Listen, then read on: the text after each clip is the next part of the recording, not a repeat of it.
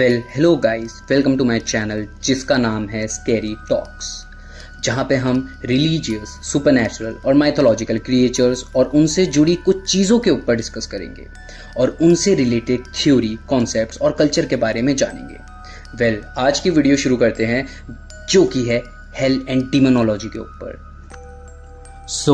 Hello तो क्या है ये हेल?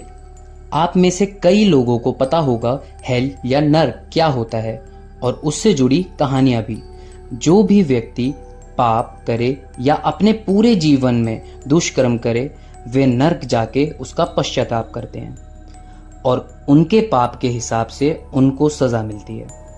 पर नर्क जो कि हिंदू धर्म में बोला जाता है, जबकि दूसरे धर्मों में इसका अलग नाम और अलग ही कॉन्सेप्ट है।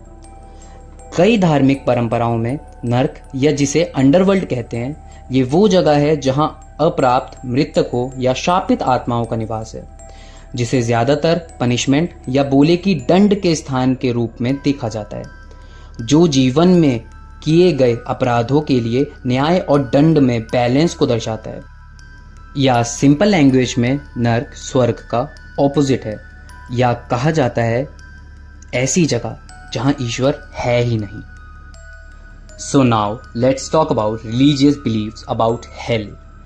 रिलीजन जैसे कि Christianity, Islam, Hinduism and Buddhism, Judaism and Zoroastrianism में हेल के और उससे रिलेटेड कंसेप्ट्स अलग अलग हैं। क्रिश्चियनिटी, जिसे ईसाई धर्म भी कहा जाता है, ईसाई धर्म में नर्क को अनंत पीड़ा और ईश्वर से अलगाव का स्थान माना जाता है, जिसे अक्सर आग और गंधक से जोड़ा जाता है।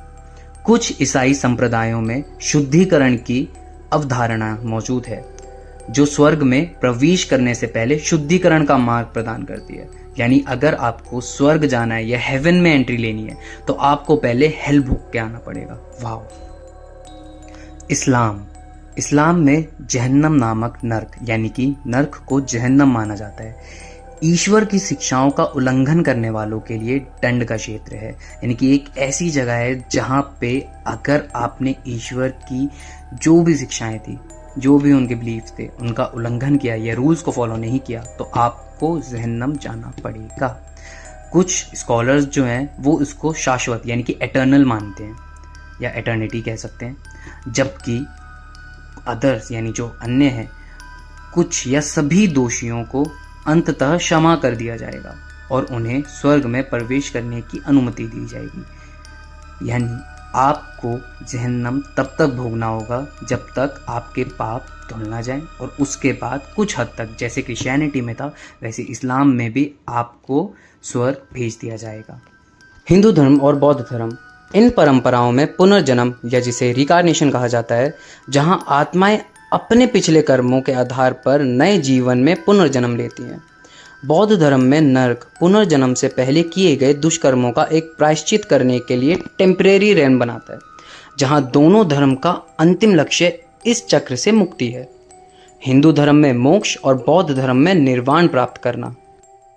जुडाइज्म या यहूदी धर्म, परलोक के बारे में या आफ्टर लाइफ के बारे में यहूदियों यानी कि ज्यूइश की मान्यताएं डाइवर्स हैं।